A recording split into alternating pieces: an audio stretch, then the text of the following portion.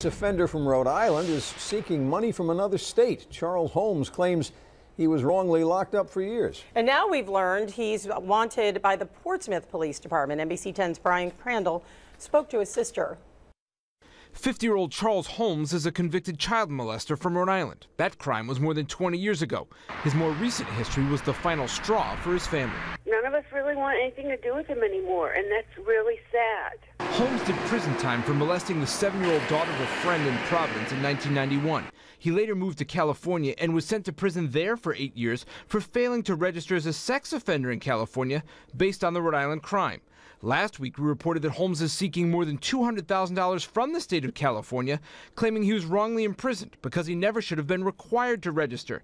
Seeing the story, his sister Christine Miller in Georgia wants to speak out. If he's going to get some compensation, then my mom and everybody else who lost money because of his wrongdoing, in Rhode Island, they need to be compensated too.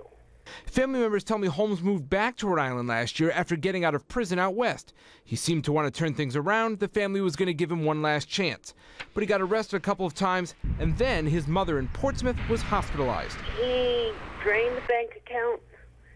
He wrote checks out of her account. He ran up every single credit card. Portsmouth police tell me they have an active arrest warrant for Holmes for forgery and counterfeiting. Investigators say he wrote 18 checks from a family member's account totaling $1,600. She was heartbroken, and he broke everybody else's heart. He's devastated, the family. Then Holmes disappeared. The family hasn't seen him since. I just want justice. Holmes' lawyer told me last week that he's now back in California.